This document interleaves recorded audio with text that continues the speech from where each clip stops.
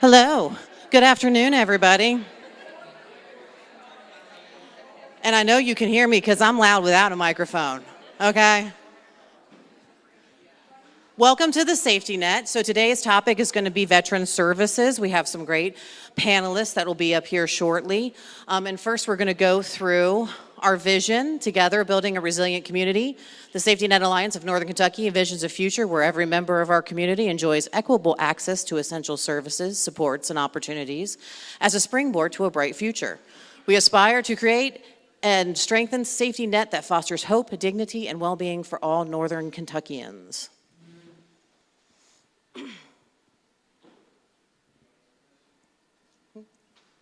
So, first thing we want to do is welcome any first-time attendees. So, if anybody is here for the first time, please raise your hand and tell us your name, your job title, and the organization, and anyone that you would like to meet, any connections that you would like to make. So, anyone new, first time at Safety Net. All right. Here. Well, here you go. You guys are. Hi, I'm Jennifer Hayter. Oh, I have to stand up, sorry. Gosh, Jeremy, throwing me under the bus. All right, so I'm Jen Hayter. I am the Family Resource Center Coordinator at Burlington Elementary in Boone County.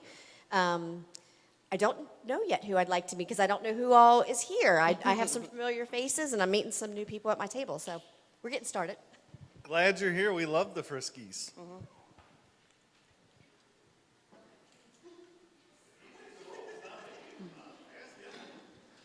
Hi, my name is Nisha Persley, and I am with the Northern Kentucky Community Action Commission. I am a Campbell County connector, and let's see, anyone I'd like to meet is anyone who I may be able to help serve. That's it. Thank you. Connectors are amazing Yes, and as they important are. now as ever. Who else we got? Boom, let's go. Oh, you got sold out. I love it. We'll do that. We'll let you talk. That makes more sense. Hi, I'm Brady Bowen. I'm with NKCAC with the Youth Services Program, working with 18 to 24-year-olds. So I would love to connect with anybody who also services that demographic so that we can maybe share some clients. Great, thanks. What if we just have children that age and we want them to work and stuff? All right. Okay, good. Anyone else new? Anyone else this is their first time? Who? Hello, my name is Tiffany Ashley. I am the Senior Outpatient Treatment Director with Ramey East Up Regroup. So we serve the outpatient community with substance use treatment, trauma-based work. We do a lot of behavioral health stuff, parent-child interaction therapy. We have case management, and we have peer supports on the recovery end. So I'm looking to connect with anyone who collaborates with the populations that we serve in Boone, Kenton, Campbell County. Thank you. Awesome Give me your work. info. I work at St. Needs. I'm a mental health therapist. I'm going to use that. Anyone else? This is the first time. I'm sorry. Well, they're going up there. We'll let them talk. So few newbies I today. know. Usually we have a lot of new Yes. people. Thanks for coming back, guys. Absolutely. Moving on to committee reports. Yes, committee work. So we're going to do the committee. So the executive committee, Aaron's already got a microphone. Aaron, what's going on with the executive committee? Exciting things. The big exciting part, we applied for a relatively large grant from the United Way, and we got it, which is huge. So that money is going to go towards hiring the Safety Net Alliance's first employee, which is big. For those of you that have been around for a while, I think you've been able to see a lot of changes that we've been making and a lot of investments that we've been making. And all that's been on the back of volunteer leaders who already lead other things in our community. And so been carrying a lot of the load. And we realize that for this organization to really be the full strength of what it can be and to bring the maximum number of benefits to our member agencies and to the people we serve, we just need somebody focused on it 40 hours a week. So we have the money to do that now. Well, that job description will likely go out sometime in August. We're hoping to get hired for that position by October, which is exciting. If you have people that are interested, tell them to keep their eyes out. We'll make sure that goes out in an alert. The job description of that person will be to kind of maintain the administration of the organization, which is all being done by volunteers and our staff at this point, which is a lot to put on. and then really helping to carry forward the Care Suite pilot and Care Suite expansion throughout Northern Kentucky. For those of you that are new and haven't heard of Care Suite, it's a referral system that works through the United Way, but the difference between it and other referral systems is that, one, we can share data across it so that ideally a person's not having to go to 4 different agencies to register. They can go to one place, all that data is collected one time, and then it's shared with partners.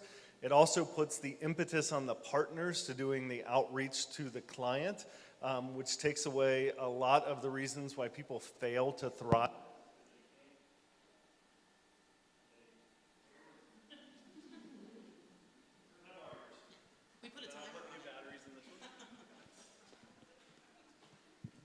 A lot of the reason why people fail to thrive is that it's just so hard, right? It's hard to find all those places and to get somebody on your phone and to tell them the story your 6th time and then to have to drive there and everything else. So we believe breaking down some of those barriers, putting the impetus on us to be doing the outreach once we get a referral is going to help people advance faster. It's also good for agencies, and I think this is what we have to, if you're a leader of the agency, I want you to hear this, and if you're not, I want you sharing it with your leaders.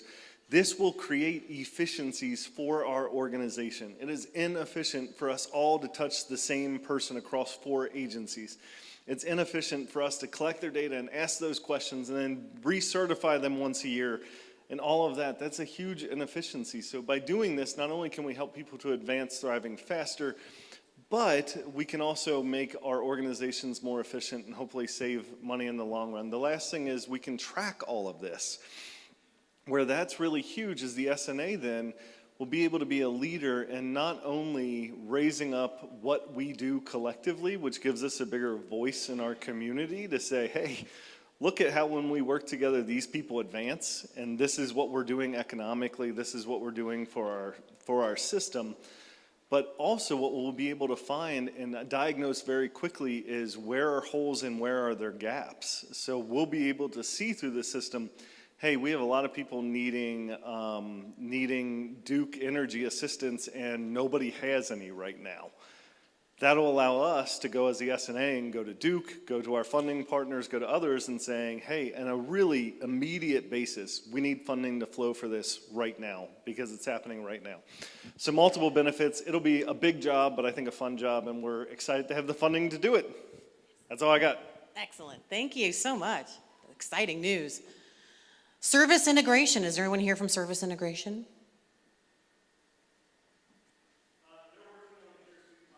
Okay, they're working on the Care Suite pilot, which is going to be amazing and help so many patients. And as we all know, it's never fun to have to bring your birth certificate and your driver's license and everything else to every meeting that you have to go to, so that it will stop some of these things from happening. Member engagement. All right, so for member engagement, we're still working on the Safety Net 101. That's going to help people, when they're new, come in and find out different ways that they can utilize the safety net, different things that you can do, how to do alerts, who alerts go out to, and the calendar of events, so we all know what we can be at the events that we want to be at.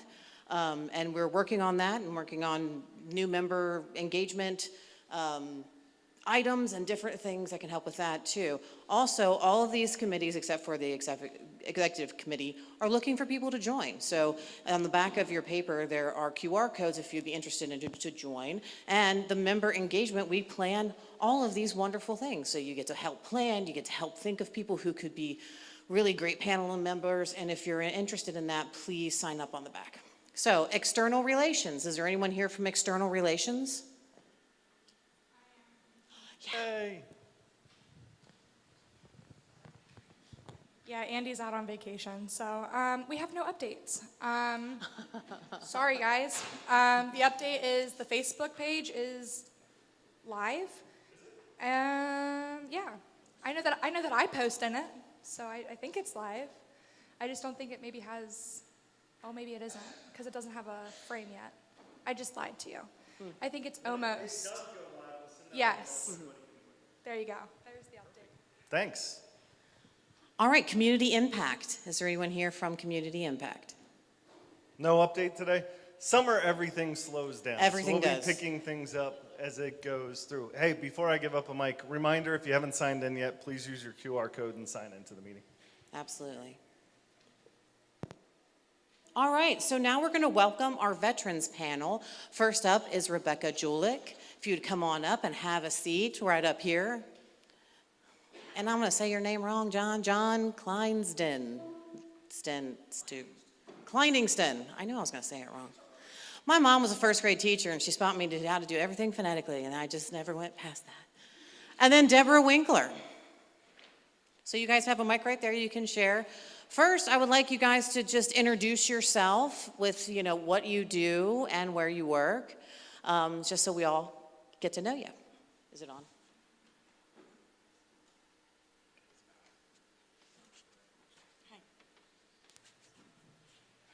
It's the button on the left. It's on now. Yeah. I just had Okay. my up-close glasses. Oh, there you to go, read there you go. To read the number. Hello, I'm Rebecca Julich with Honor Flight Tri-State. I'm an ambassador. We're a 100% volunteer organization, so we have no employees per se, but we have lots of folks that volunteer their time to keep Honor Flight running. We're one of over 40 hubs in the Honor Flight network across the country. Hello, I'm John Kleindienst. I'm DAV's National Voluntary Services Director. I work at our national headquarters in Erlanger, Kentucky. Our organization has been around for more than 100 years, 105 years to be exact this September. We were founded in Cincinnati, Ohio in 1920, shortly after the First World War, and became disabled American veterans after the Second World War. So all of our programs and services to veterans and their families are free. We have a service program which helps advocate for veterans' benefits before the Department of Veterans Affairs. We are a membership-based organization, so if somebody was injured during a period of war, they're eligible for membership in our organization. And then, of course, I oversee the volunteer program, which provides transportation and volunteers in VA hospitals all across the country. So anytime you've driven by our facility and you see all those wrapped vehicles out front, we're going to donate those to a VA, and volunteers will drive those vehicles and provide free rides for veterans to and from their medical appointments. We also have a legislative program that's based out of Washington, D.C., and our mission as an organization is to ensure that all injured and ill veterans of any war get the benefits and entitlements to what they may have earned as a result of their military service. Hi, my name's Deb Winkler. Only my mom calls me Deborah, so that's good. I'm on you can see the big mouthful of words, the Northern Kentucky Service Members, Families, and Veterans Suicide. My involvement in this group is a family member. In 2016, my Matthew, who was a corporal in the United States Marine Corps, came home in 2014, and then in 2016, he took his life to suicide. So my role in this group is to give families a voice. A lot of times the families get left out, so part of my job with this group is to give the family the voice. We are starting to grow. We will love to have anybody who would like to join our meetings. We're getting ready into September because it is Suicide Awareness Month. We're going to be placing 660 flags and Fort Thomas at the Armory. So if anyone is interested in joining us or helping us with the flags, that would be great. Thank you guys so much. So the first question that we have is, what is driving the need for your services that the community needs to be aware of? Our services, we fly veterans age 65 and up to D.C. for the day to see their memorials. The main thing that's driving our need is to make sure these veterans know this. They know this is out there for them. The veteran pays absolutely nothing. We are, like I said, 100% volunteer and 100% donation driven. So we pay the entire cost for the veteran to fly to DC for the day. We just need them to know they need to sign up to do it. Age 65 and up, a lot of them have the misconception that they think they have to have served overseas or they had to have seen combat. That is not the case. Every one of the veterans, all these guys here, everybody signed the same piece of paper saying they put their life on the line. So their service could have been 100% stateside. They need to go. Honor Flight is there to honor these veterans, to give them the recognition they they need and they deserve to see their memorials and to give them an awesome welcome home when they get back to the airport. So awareness, let them know there is no catch. It costs the veteran absolutely nothing. If they need to go in and out of a wheelchair today, on their day, we actually have those we take with us, and they just need to do it. I think the most important thing for everybody in here to know is who we are and what we do. It's our national headquarters, but we're here to advocate for veterans and their families and make sure they get the benefits they've earned. Again, all of our programs and services that we offer are free. We have an entrepreneurial program, DAV Patriot Boot Camp, where veterans and their significant others could come and learn how to start their own business. We have an employment program for individuals seeking actual jobs. All of the jobs on our davjobs.org website are live jobs that we're looking to get people employed, the right kind of employment. Oftentimes, the public isn't aware of military skills that you have and how they translate to the civilian world. We have a guide that's available for that. We host a homeless veteran stand-down once a year at our national headquarters, the first Friday in October, and I probably work with some of the groups that are here to do that, but we do that in partnership with the Cincinnati VA.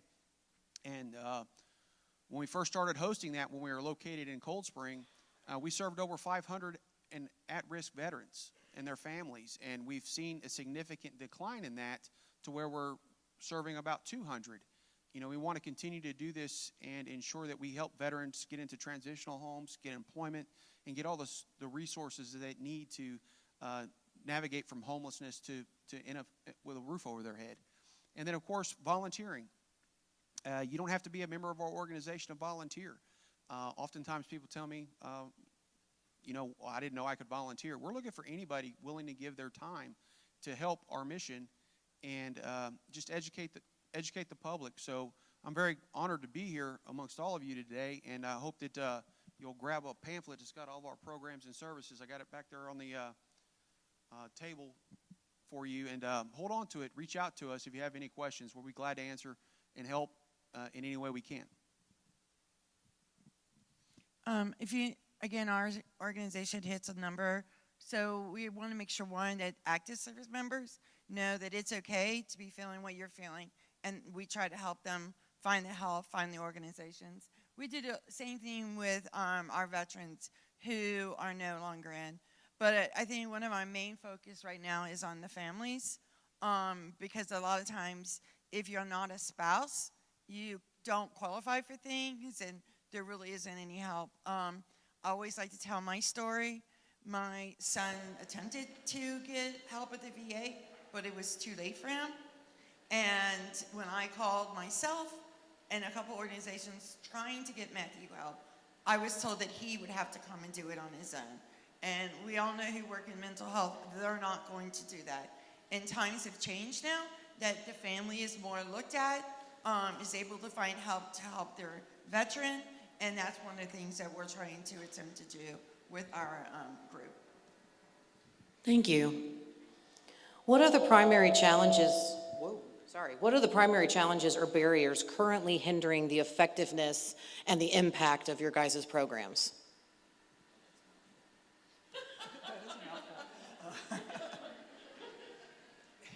You know, our program's different from the other ones up here. We have a huge amount of community support in this area. As a hub, we fly 4 flights a year at 85 veterans per flight, also 85 guardians. Our staff, we take our own EMTs, and all of that's funded 100% by donations. And this area is awesome when it comes to supporting charities in general, but especially the veteran charities.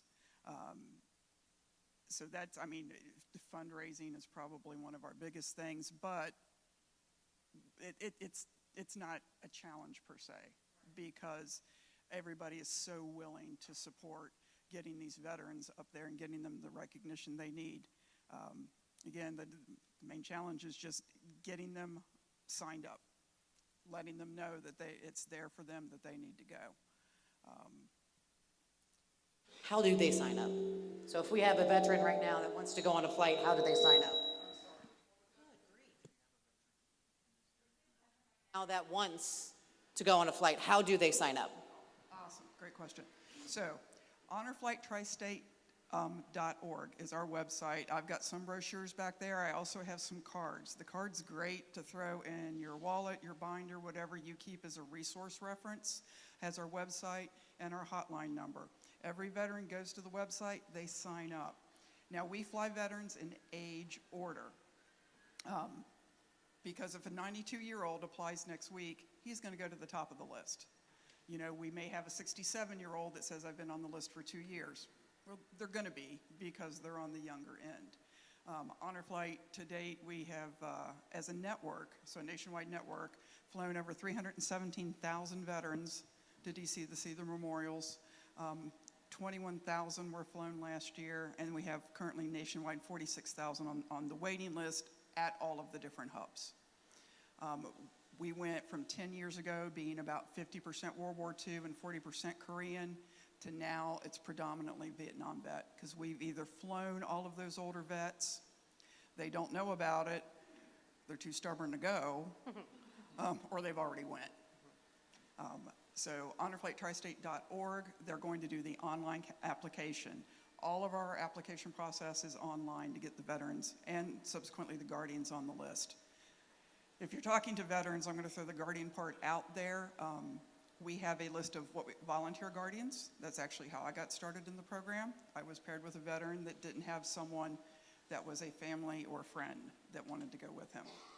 If the veteran does have, say, a child, grandchild, not a spouse that wants to fly with them, they would want to apply online as well. Now, guardians do pay their own way. It costs us about $700 per person to charter the plane, the buses, all the food, everything for the day.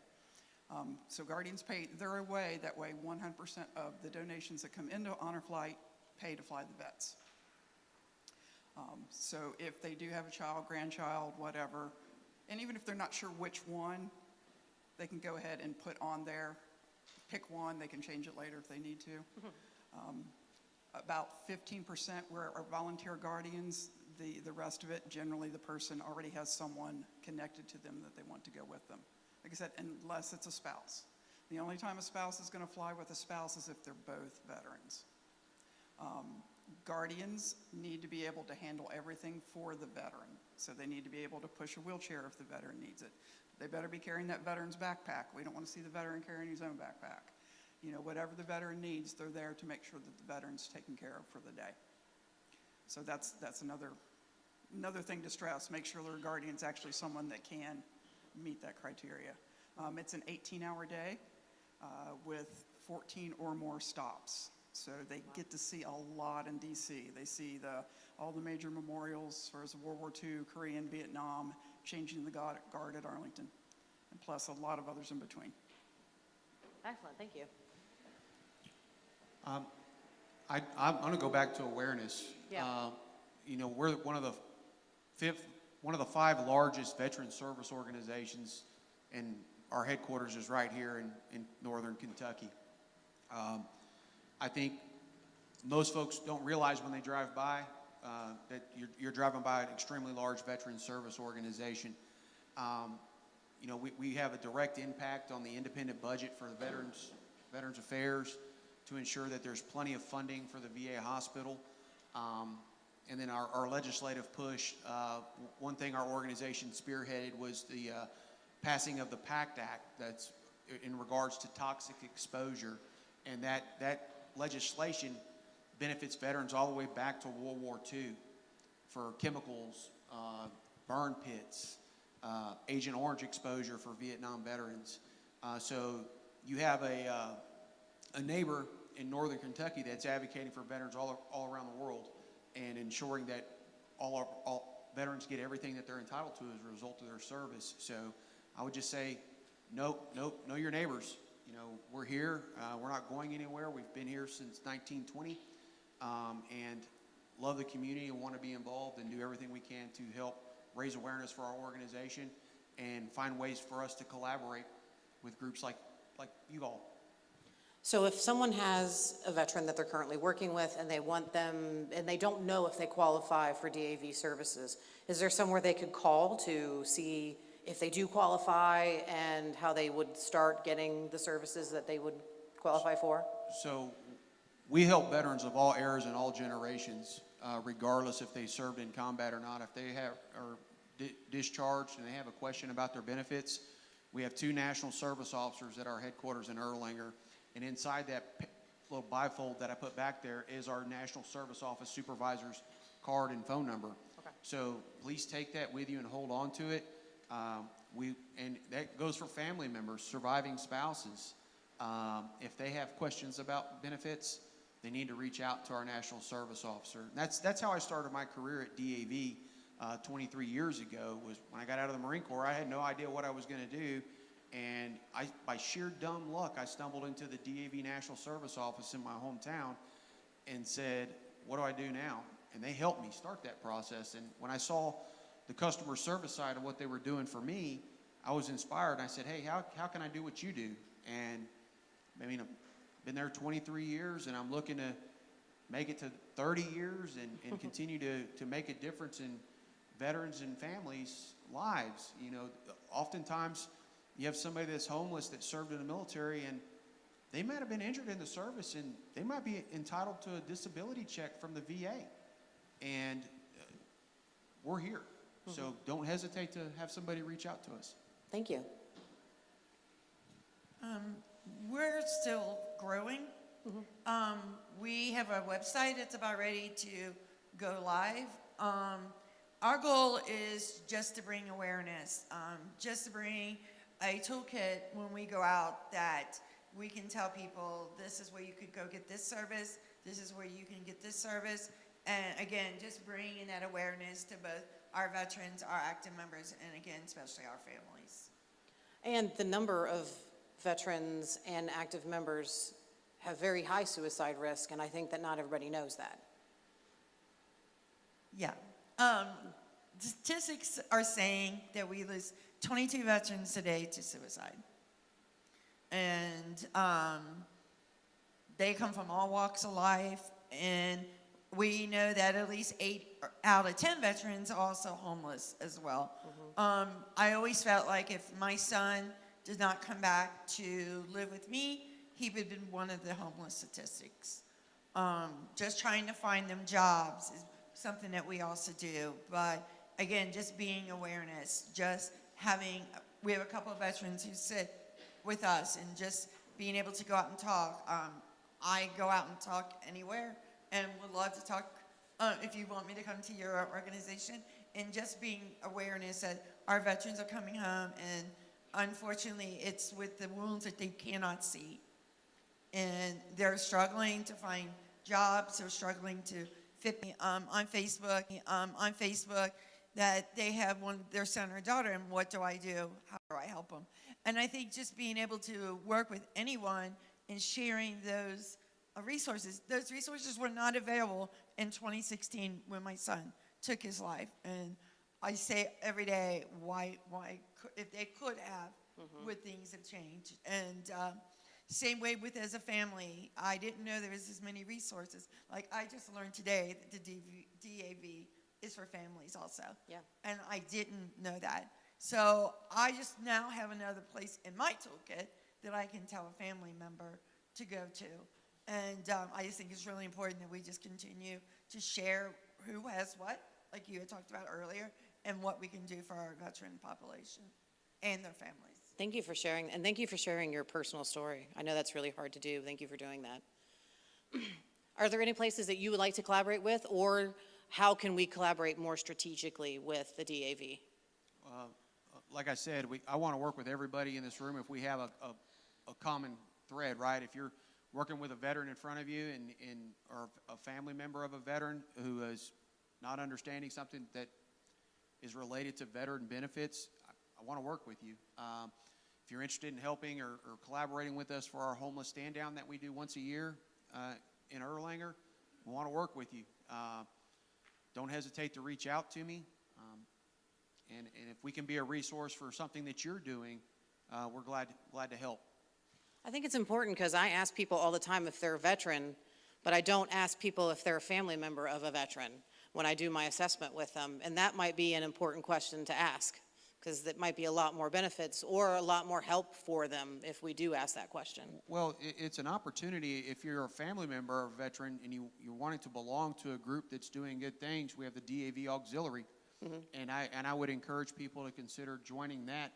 And the reason I say join an organization if you're a veteran or a family member of a veteran is it keeps you informed. I mean, we have a bi-monthly magazine that goes out, and it's a very, very informative magazine because it talks about some of the things that I just talked about, legislation.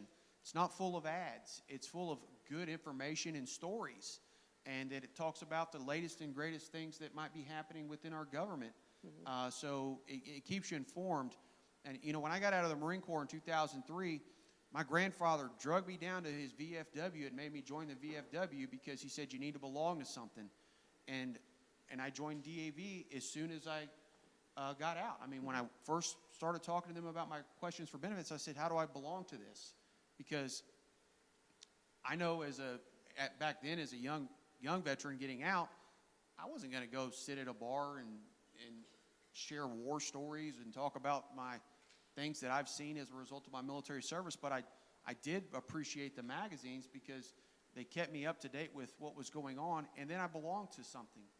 And I'm able to use my membership in the VFW and more specifically with DAV to urge lawmakers to change things that need to benefit veterans and their families. And that's important to me. And so I actually will email our senator or congressman things that I feel very passionate about. And I was very passionate about the PACT Act because I was exposed to chemicals in the military, and I knew if something didn't change 25 years from now, I could be dealing with some very serious medical issues, and I wouldn't know about it if I didn't belong to the organization, right? It's like our Vietnam veterans. They were exposed to Agent Orange. Yep. And it took almost 40 years for laws to change to protect them from being exposed to those chemicals. It shouldn't take that long. And so I would say belong to something. Like you belong to this alliance.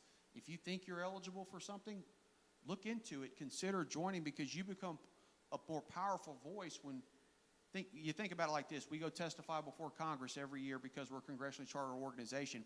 When we get to testify and we say on behalf of the more than 1 million members of our organization, we firmly believe this needs to happen, is a powerful message when it's not on the behalf of 200,000 people, right?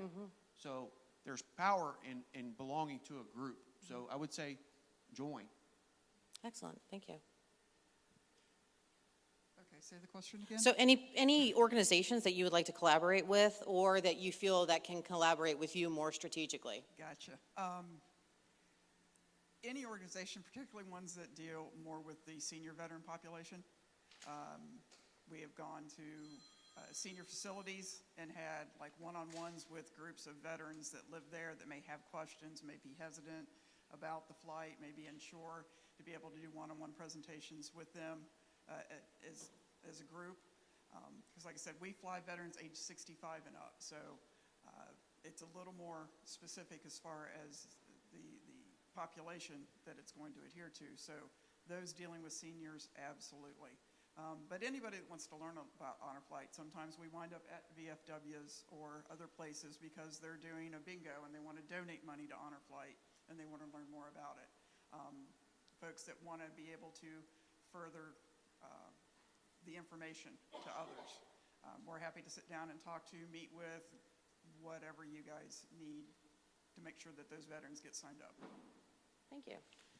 All right, now, finally, can you share a recent positive impact your organization has made to our community or a success story within your organization or within your personal life? Yeah. So I'm actually going to give you 4 short stories. We're good. Because you got they all have meaning. Honor Flight, being and getting to go on that flight winds up meaning way more to the veterans than they realize. So many awesome things happen when they get out on this flight.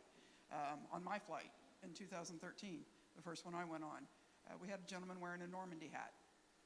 And this older French woman with a limp came up to him at Arlington at changing of the guard and thanked him because her family was from a small French village. She said, had it not been for the Americans that landed and fought their way through Normandy, she wouldn't be alive. Wow. And they just both happened to be in Arlington at the same time. At the Korean Memorial, I don't know if you've seen it, but you've got the field of statues, and then you've got the wall that's etched with the pictures. Our veterans were walking up along that wall. One of our veterans found himself on there. And then as they got up there, it just happened to be the same time that there were some school children from the nicer side of Korea. They all saw the veterans. They all got down on the ground and bowed to thank the veterans for their lives. We had a woman who was in her early 50s went as her father's guardian on a flight, because a lot of times the veterans don't talk about their service. In her 50s is when she found out her dad had been a pilot during the war, because he never talked about it. But once he got on that flight and he got amongst others, he opened up. And now with the Vietnam vets, I remember when we first started taking more and more Vietnam vets, I had a gentleman, I'm with them every morning at the airport, and I had a Vietnam veteran. He said he didn't think this was going to make a difference. And I said, you let me know what you think when you get back. Got back to the welcome home that night. He grabbed my hand and he goes, I'm wrong, it did. So every flight, this is helping folks. It's helping folks open up. It's helping folks deal with some things maybe they've kept inside, and it's given them the honor that they need. Thank you so much for sharing that.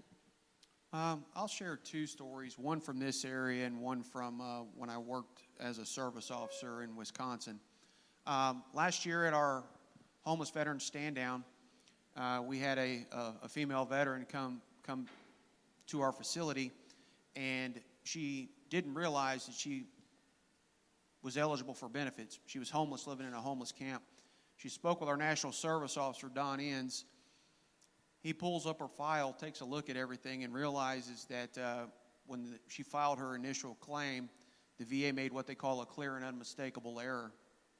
And she was entitled to a significant amount of retro payment as a result of our National Service Officer reviewing her file. So she got all our services that day at that event. She now has her own apartment, and she's doing well. She's volunteering, and she's thriving as a result of just coming to an event that took place from 9 o'clock until 2 p.m. Wow. And then another story that I really like to share is I lived up in Milwaukee for 4 years. Being from Central Texas and moving to Milwaukee was an eye-opening experience, to say the least. Very cold my first year up there. We got 167 inches of snow that year.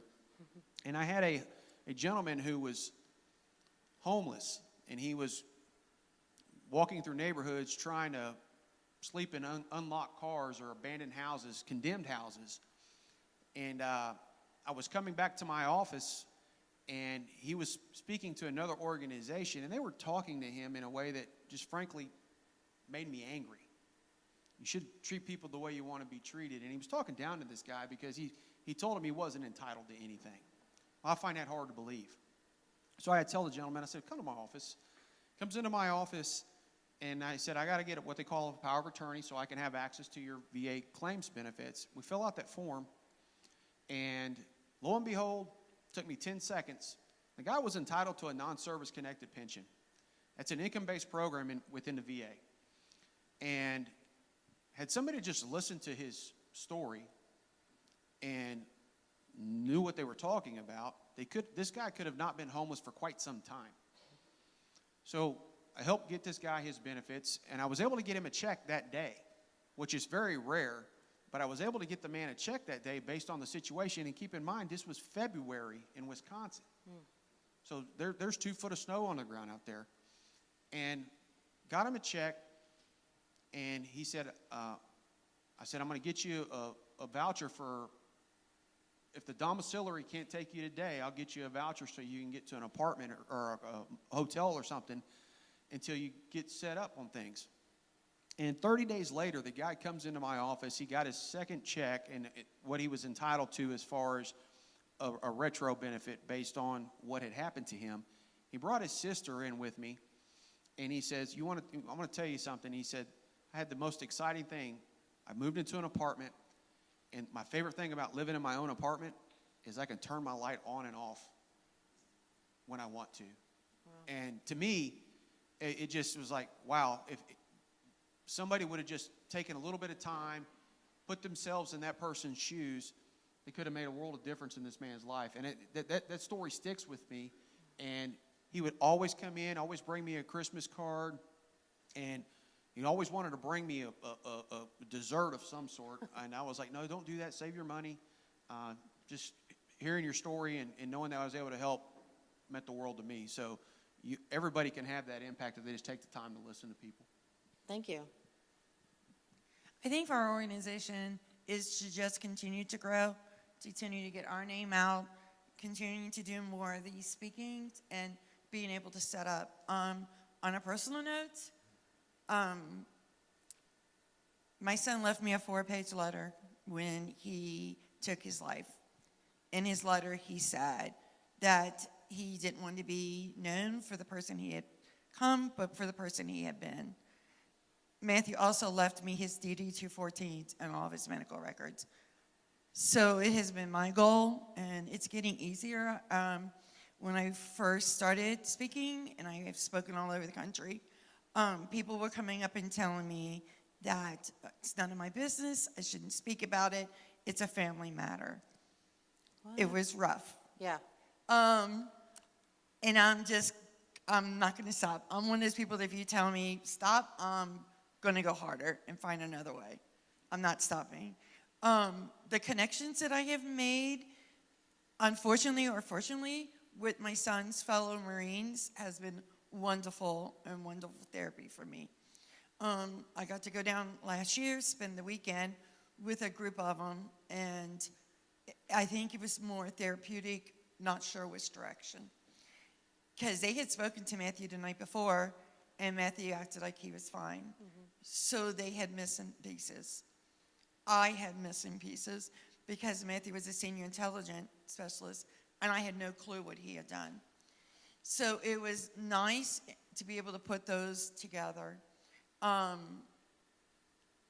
want to continue to reach out to families, and hopefully no other family gets the treatment like I did in 2016, that we continue to remember them, and that we continue to remember our young men and women, that there is something else out there. Taking their lives is not the answer.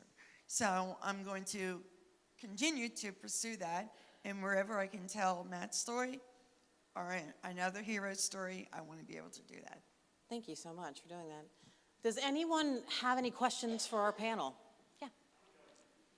You gonna beat me?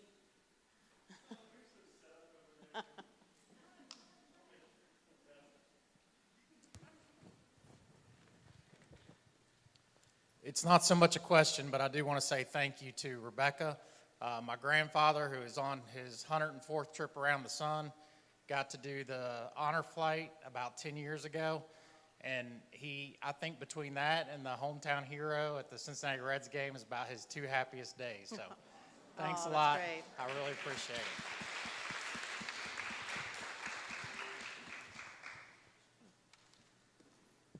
So I do have a question for DAV. Your service officers, do the clients need to come into your office to do that paperwork, or will you go to clients if they have difficulty with transportation? We would prefer they come into our office, but if they have the ability for us to email the documents that they need to complete and sign them and get them back to us, it would be great. I think we have one right here. Right here. I got her.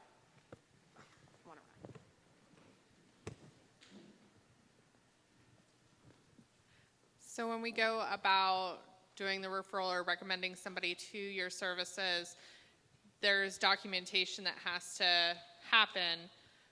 How can we go about, especially like for my instincts, we work with the homeless population. My program works with permanent supportive housing, so very low income, but are housed or getting to the position of housing. Do we need to set up an appointment where we come in with them to do paperwork? Or if they lack transportation, getting them to you, or is that something that we can do in our office? You can assist with the paperwork in your office, or you can set up an appointment and bring them over with you, and that way we got the time dedicated for that individual. And if they give us permission to talk about it in front of you, you can hear what's being said. Awesome. Thank you. You're welcome. Anyone else have any questions? Do any of your organizations help with like having vets like become back into like employment? Do you have programs that are specific to them? Does that make sense? I want to see if I understood this correctly. Do we have a program that helps veterans with employment? Yes, we have our DAV employment program. You can go to our website, jobs.dav.org, and every job that is listed on there is an actively open position. If we have a veteran in front of us, if we've identified that somebody's a veteran, they're sitting across from us, what are some crucial questions we should ask that we may not think about but are unique specifically to a veteran to ensure that we're getting them connected to what they need? I think if any time that I would talk to a veteran or you are talking to a veteran, I would say, one, obviously I'd say thank you for your service first and foremost, but I would say, are you enrolled in the healthcare system at the VA?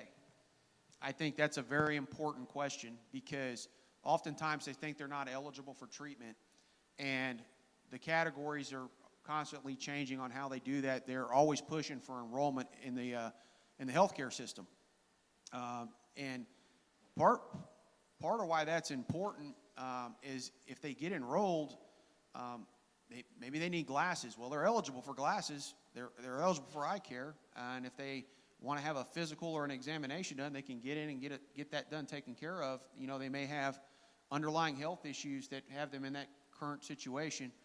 And then my second question would be, have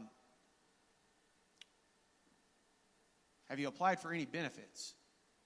You know, did you get hurt when you were in the service? Were you exposed to loud noises? Maybe, you know, we talk about invisible injuries, right? Hearing loss is a problem. Traumatic brain injury is a problem. And then obviously mental health is an issue. And so if they're not enrolled in health care, they can't be seen for those things. So, and if they do say they were exposed to an explosion, they may very well have had a traumatic brain injury and could be eligible for benefits. And then I love what you're doing, by the way. Mm-hmm. And I think, you know, for me, just having a conversation with them and asking them, do you feel safe? Are you okay? I think just let them know they're safe. You know, tell them that, you know, if you need to talk to me about something, just tell me. I think just trying to establish a rapport and a relationship with somebody is very important. And I hate the fact that we're losing 22 brothers and sisters in arms for me on a day-to-day basis, and that's very, very troubling to me. So, you know, mental health awareness is really important to me, and I can't thank you enough for what you're doing. By the way, I'm sorry, I'm getting sidetracked, but I would ask those few things. Mm-hmm. Absolutely. I think you need to remember the family aspect. I know my daughter, when Matthew died, told a reporter that if you truly want to know a veteran who's living with PTSD, you need to ask that family. Yeah. People were like, Matthew was depressed? What do you mean Matthew was depressed? Matthew was getting up in the middle of the night, roaming your house. Matthew's, you know, my daughter was afraid he was going to kill me one night if he got up and didn't know where I was. It's important. It's important because the family sees it. The family's going to know it. When my son did admit himself into the VA, he acted like nothing was wrong. And they let him leave. It's nobody's fault. He was a grown man. But he had a loaded shotgun in my upstairs where he lived. He drove to the VA drunk. Every time I called to say my son needs help, I was told he has to come and get it. You're telling a Marine to walk in and say, I have problems, isn't working, okay? Job training, big. My son could never find a job when he came back. He died with $80 in his savings account, $80 in his pocket, delivering pizzas. So sometimes those jobs out there that are advertised for veterans, they're not there. And sometimes due to their PTSD or traumatic brain injury, Matthew tried to work in a warehouse. that ain't working. He couldn't take all the noise. Matthew worked a couple other jobs, and he was taken advantage of. You get off at 3, but I need you back here at 7. Well, anybody who knows anybody in the military is going to say, yes, sir, I'll be back. And they took advantage of him saying, yes, sir, I'll be back. And he was working crazy hours. So again, I think it's important to have the whole family together and take what that family is seeing and go with it, just not what the military man or woman is telling you.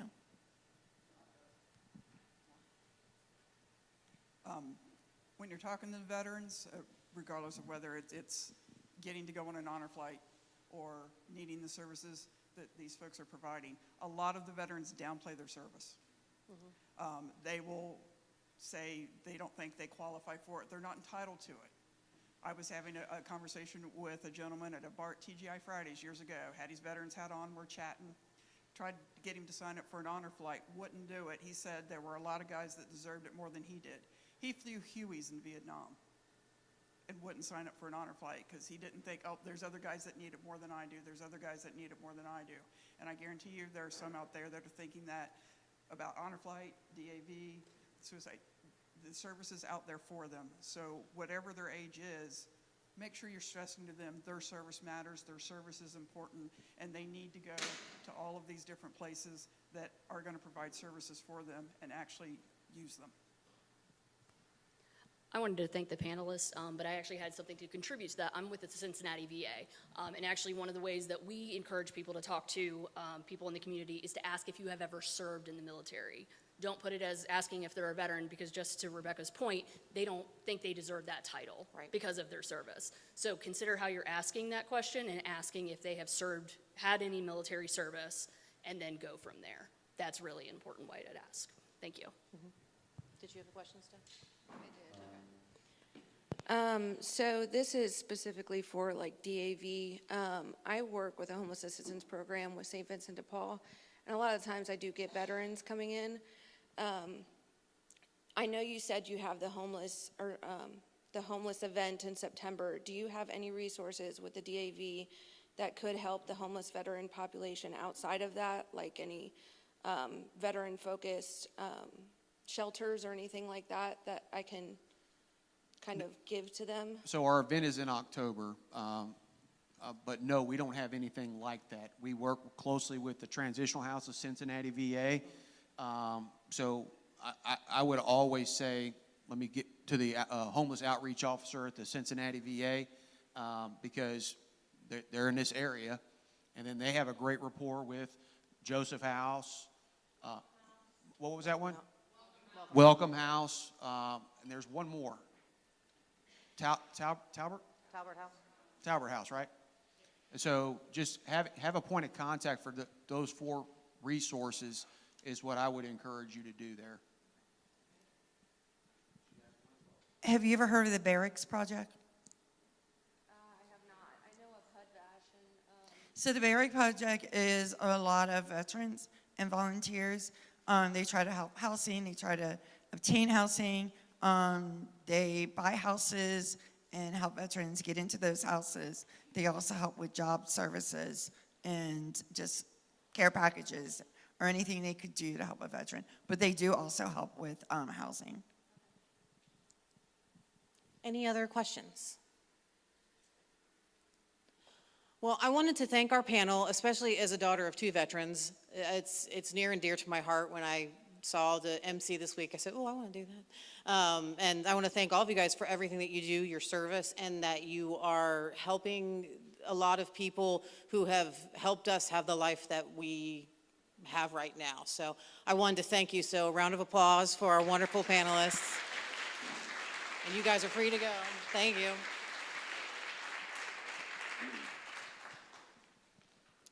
And now we're down to announcements. So any new or updated programs, any general news, and remember, no fundraising.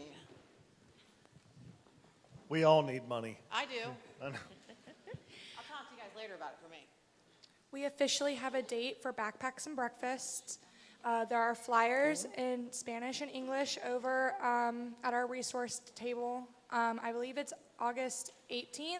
It is first come, first serve. Everything is on the flyers.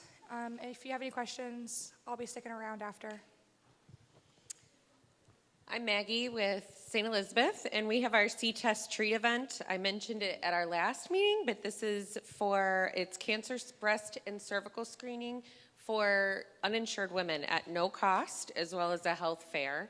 I have a couple flyers over here about that in both Spanish and English, but then I also have a flyer that's they can sign up either by scanning a code on this flyer, going to the website, and we also now have 6 or 7 different events that they could come sign up for that with our staff. So if you're interested in that, I have those materials, and I also have some other Nurse Now line information. So this is a no-cost, incredible resource for anyone you guys have. You can call a nurse anytime, 365 days a year for no cost and get advice on what to do, medical advice if you're not sure. So I have those over there. Lots of really important resources. Come see me. And those Nurse Now call are wonderful for people who always think that they need to go to the emergency room. It's a cold, it's okay. Oh, sorry. Hi, everybody.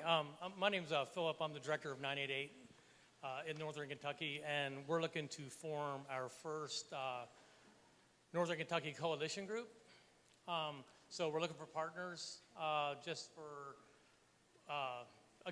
coalition to find out what we can do better for 988 in Northern Kentucky. There's a clipboard over here on the side if you're willing to be part of that group, and I really appreciate the Safety Net Alliance and what they do for the community, with the community. So thank you very much for that.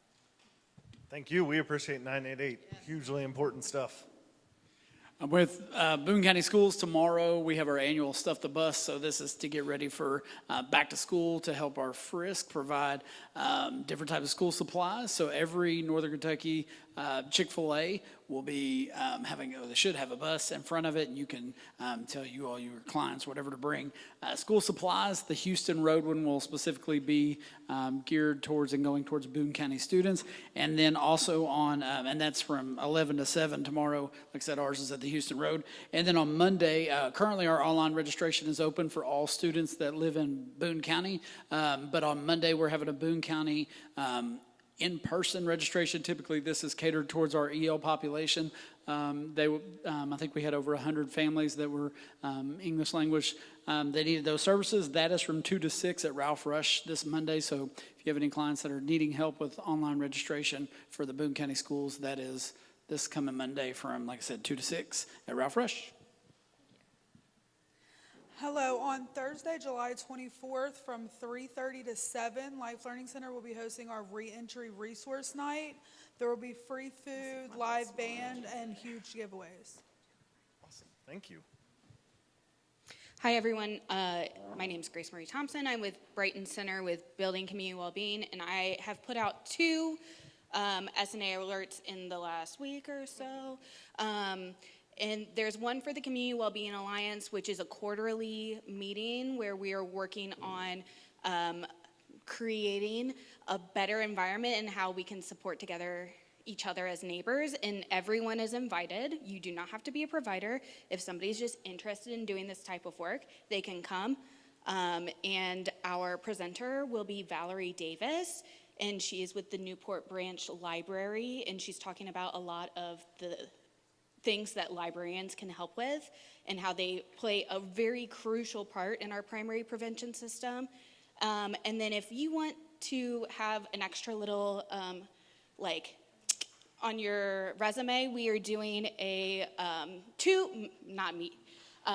Melissa Summers is doing 2 versions of the family-centered coaching training at the end of the month. It's 9 to 4, but she's a great presenter. It's a great presentation, and it's super free. We will pay, sorry, I'm getting fed all this information. We will give you food, it's free, and we're looking to get CEUs for it. So if you have questions about that, come see me after, or look at the emails I sent. Thank you. Hi, I'm Becca. I'm the programs director at St. Vincent de Paul, Northern Kentucky. I just wanted to give you guys an update on our Summer Breeze program that's currently going on right now. We are out of AC units, but we do have fans. So if there is a neighbor needing heat relief, you can send them to the Erlanger location Monday through Friday between 10 and 2, and then Tuesday evenings from 4 to 6. It's very important that it's between those times because that's the giveaway times. And then fans, you just need your Kentucky ID.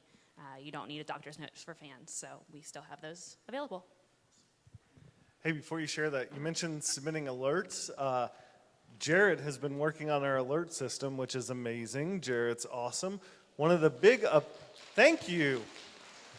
2 big upgrades to it. One, you should be noticing alerts are going out faster because we've automated almost the whole process now. So now it just needs somebody to click a button and say, yes, it's okay to send. And then 2, if you go to our webpage, go under membership and then alerts, it has the active alerts that are out there. So if you're like, man, I got an email about that, but I don't remember what it is, you can go to that page and you can see everything that's happening, all the alerts that have gone out. So thanks, Jared, for doing that, and a great addition. Hey everybody, my name is Matt Stahl. I'm with Sun Behavioral Health right over here in Erlanger. We recently had a new position come up. We now have a mobile assessor allocated towards all the Northern Kentucky schools in the area. So she will be able to go to all the Northern Kentucky schools in Campbell, Grant, Boone County, and Kenton County and do assessments on site at the schools. So it'll be a very busy summer for us. Anybody needs more information on that, please just let me know. Is there an age range? What's that? Is there an age range for kids in school? No, anybody in school from elementary, so we serve ages 5-year-olds all the way up. So I say 5 to 105. So there's never, but her new position is allocated specifically for the schools. Okay. We do have a mobile assessor for adults as well, for dual diagnosis as well. Thank you. Hey, hi guys. Christina, I'm the outreach coordinator for the Peer Recovery Community Center. For those who have not received the notification, my first event that I'm hosting, I'm so excited, is the 2nd annual Back to School Bash at the Pier, 1002 Monmouth. It's on August 2nd from 12 to 3. So far we've got 17 committed community partners to table the event, which is way more than what they had last year. So we're really putting it out there, trying to get as many as possible. My email is attached to the notification from SNA, so if anybody is willing or wants to table the event, just hit me up and I'll be sending out final notifications next week. Thanks. My name is Andy Shaw. I'm with the Cincinnati VA Community Outreach Division, which is where our homeless programs are offered. I know today was about veteran services and next month is going to be about homeless services. There are a whole different set of homeless services that are available to the veteran community. Most importantly, if you come across a homeless veteran, a street homeless veteran, please reach out to us. We can help them get connected with the DAV. We can get them help get them connected to Honor Flight. We can get them help connected to everything that they are able to get. Shelters. We have 2 shelters that work in Northern Kentucky. We have 4 more over in Cincinnati that have beds set aside for them for veterans. So please, please reach out to us at the Community Outreach Division. If you want more information, please come find me after this is done. Thank you. Any other announcements? All right. Anyone have any challenges, anything that they would need some assistance with or would I have need to I have partner? one that I'm not sure what to do about yet, Okay. and I'm just learned about it in the last couple days. It appears as though HealthPoint is no longer able to help undocumented individuals now, which is heartbreaking. I have a meeting with them tomorrow morning to learn more. We're working on it over at Faith Community Pharmacy to see what we can do, yeah, it's just another kind of kick in the shins for our undocumented population just having access to basic health care, which is heartbreaking. So if you have any ideas, unfortunately, we don't have a lot of resources in Northern Kentucky for that population when it comes to health care. So yeah, keep your eyes out and we'll try to keep everybody informed of what other opportunities are available. Absolutely. Anyone else? All right. Well, thank you for coming so much. So our next meeting is going to be highlighting housing and homelessness, and that is Wednesday, August 20th. I put the right time. Look, 12:30 to 2. So please come. We have a great panel set up for you guys, and it'll be a really valuable experience. So thank you guys so much. Get more pizza on your way out.